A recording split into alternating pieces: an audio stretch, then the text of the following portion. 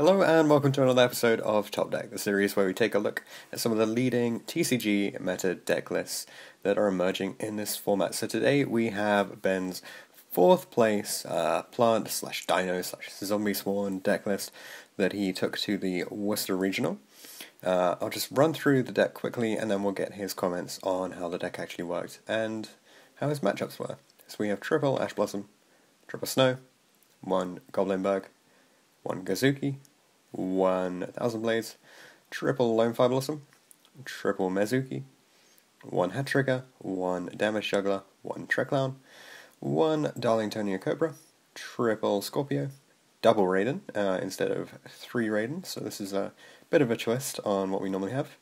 Then triple Solitaire, one Spirit Master, double Unizombie, triple Wolf, double Overtex, one UTC and one Giant Rex, one Garnet, triple Brilliant Fusion, triple Charge, triple Left Arm Offering, triple Desires, double Evolution Pill to finish off the Dino engine, and Gold Sark as well. I guess you could say this is a major part of the engine. One Rotor, one Solar Recharge, one Soul Charge, one That Grass Looks Greener, one Monster Reborn, and one Foolish Burial. For the extra deck, mostly pretty standard here. We have one Seraphonite, a Black Rose, a Michael, double Omega, no Scarlight in here, one Invoker, one Dweller, really good in the mirror match, a Minerva, Tornado Dragon, and Baguska.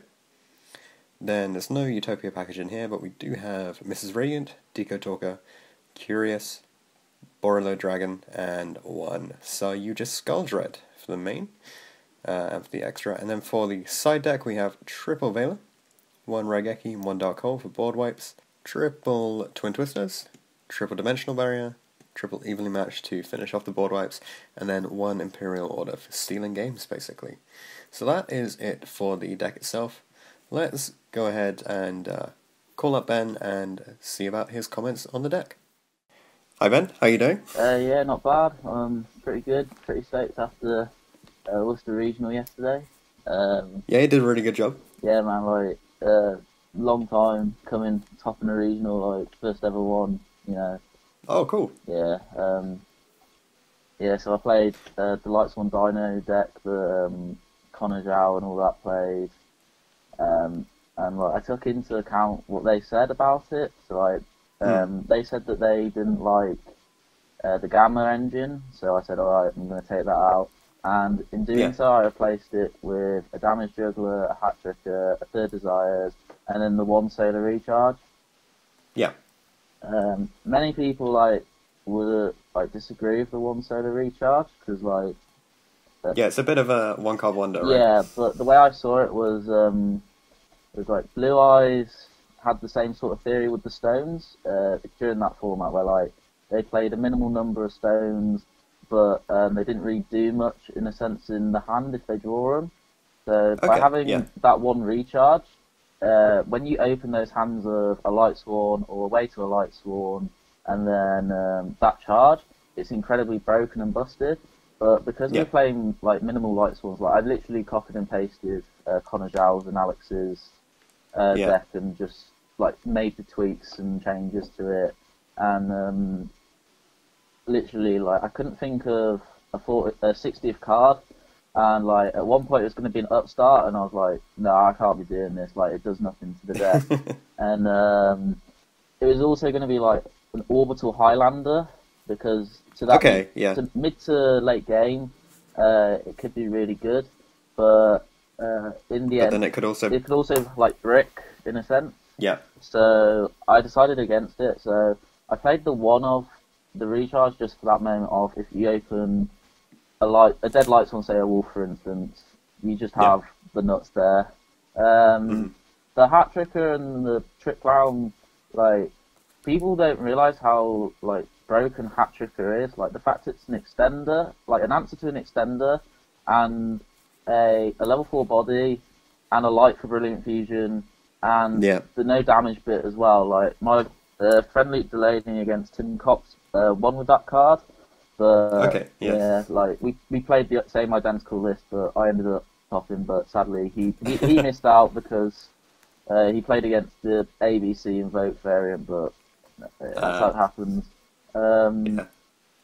The rest of the list, I think, is pretty standard. Like, they said they play a Third Desires. Yeah. I opted to not play the Utopia package because against Draco, I felt that my deck was easier to beat them because, like, when I go first, I just put a board of Tornado Dragon, the Dino, Minerva, and the guy that mills, and then it just beats them.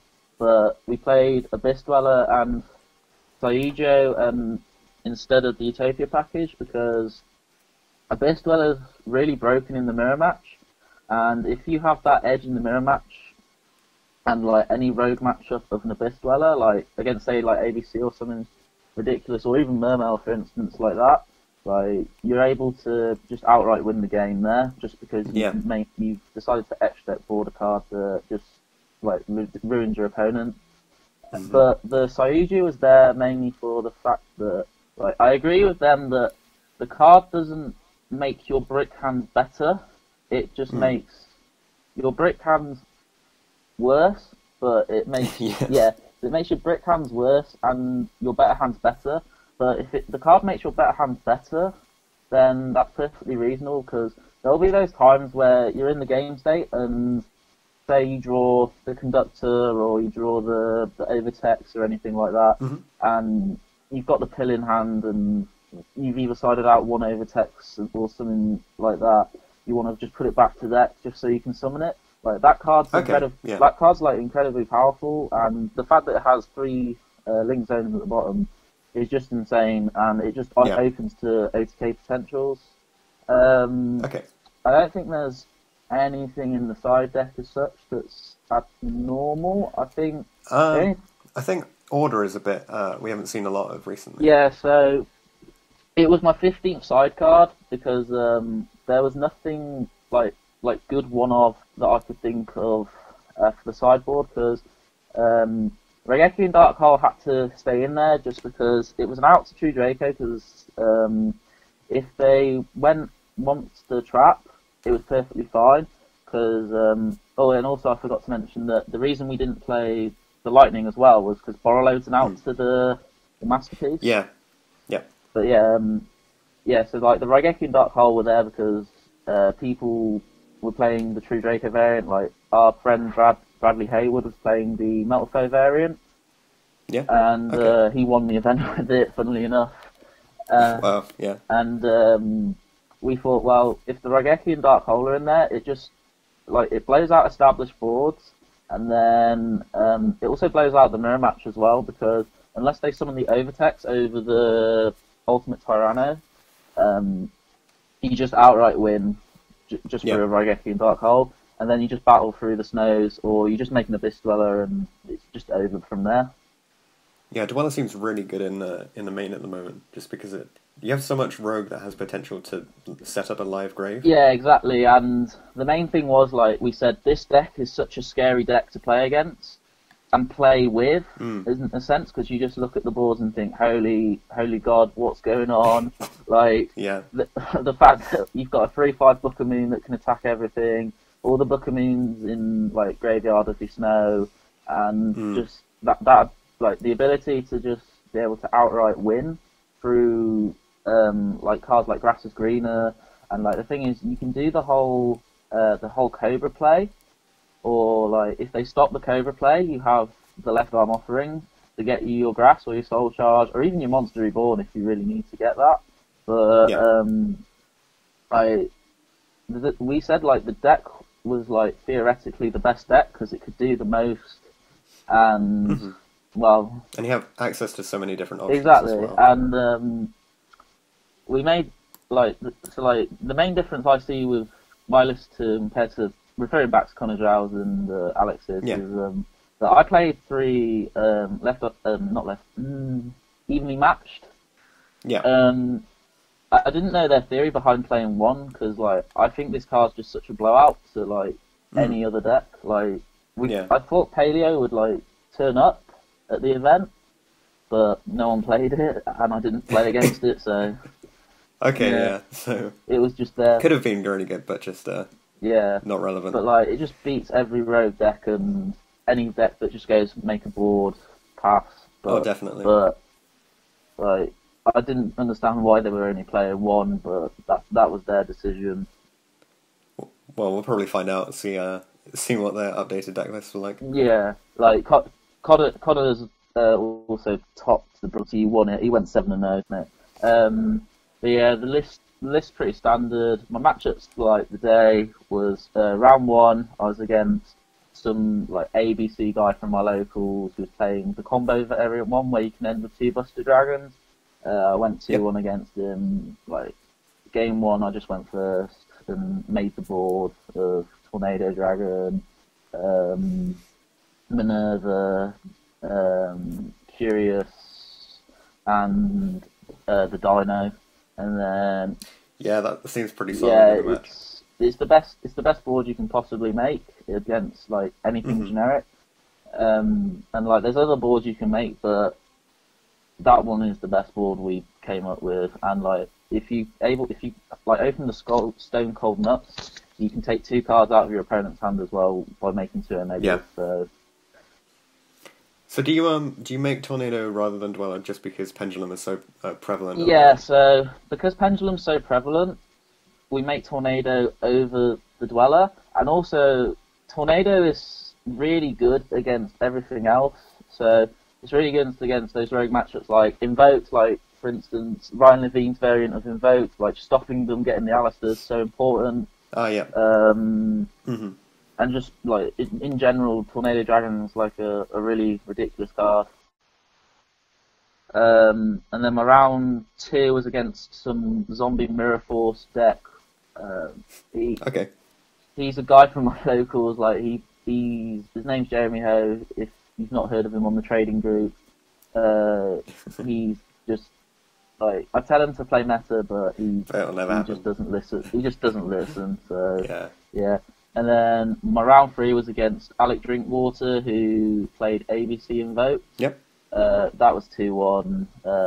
Game 1, just like he battered me, and then game 2 and 3, he opened. I battered in game 2, and then game 3 he opened a piece and his own order. Yeah. And then I just battered him through all of that, and he just couldn't win off of that. Okay. Yeah. Round 4 was World Chalice, 2-1. So I won game 1 because I had the combo, and game 2 he won because he was able to make 2 Sayuja and get the draw effect off twice. Yeah. And draw into Soul Charge and Monster Reborn, and then make a Firewall. Yeah, that's pretty nutty. And it's basically Stone Cold Nuts. And then game 3, I just did my combo and made my own Sayuja at the end of it. Yep. And then he tried to do the combo to make 3 Skull Dread, but he messed it up because he didn't have 4 different names to make it. Yeah. So he ended up losing that through it. And then round 5 was against the mirror match. Yep. But he opted to not play the Dino version. Okay. Because I don't know why, but he probably wasn't used to it. Mainly that, and he's a great friend of mine. He's a good friend of ours that we know called Shane Bell. Okay. Sadly, he missed out on top and he came 9th, but the game was very back and forth. Yep. To begin with, game 1 I messed up because I forgot. I went into autopilot of he's ashed this. I'll go grab grass. Yeah. When I activated the left arm, he goes, "Why you get what?" And I'd already milled like my Soul Charge and my Monster Reborn. Okay. And he goes, "What are you grabbing off the?" He says to me as soon as I was before I even go for it, he goes, "What are you grabbing off the left arm?" I was like, "Oh no, what am I doing?" So I had to grab a charge, and then from there, like I just lost. Okay. Game 2, I made a Babushka and won off of that. Yeah. Game 3, it was back and forth. I put a Tyranno on the board, and we'd just gone into time, and I dealt 3k to him because he had 3 monsters on the board. Ouch. Yeah. And he brought it back because I didn't time my Tyranno correctly Okay. to pop anything useful, so he just used Snows and banished cards that were face down in his extra zone and just killed me from there. Yeah. And he also had the Spirit Master, so I can't do anything there. Yeah. Round 6 was against Spiral, 2-1. Game 1, I just outright destroy him, he's bricked. Game 2, I brick and he bricks, and it's just a matter of who draws into their cards first that allows them to play Yu-Gi-Oh! Yeah. He does it first, so he wins that game. Yeah. Game 3, it's back and forth. I've got the Imperial Order on the back, and I've Imperial Ordered his resort. He's trying to get Super Agent off as quick as possible, but I've got a Babushka. Yeah. So he's just. So I just outright win, but like it took a bit of back and forth, and I had to get a grasp my hand at some point with the left arm, and out of the final turn in time, I get the chance to use grass. Yeah. And just outright destroy him. Yeah. Round 7. Yeah, exactly. And then against Trickstar, it was a draw. It was against a good friend of mine called Dale Hawk. Just ended up drawing against each other, like, just naturally. Okay. Cool. Yeah. So, are there any major changes that you think you'd make for playing the deck in the future after all those runs, or did it work out okay? Did what work out okay? Oh, like, is there anything that you would change, or do you think it worked well enough that you'd keep it the same? There's a majority of it that worked really well, like the fact that the dinosaur combo is just so insane, and like even if you draw Pill and the Overtext together and any non-dinosaur monster, the fact that you can just summon the Tyrannid from deck and just win from that is insane.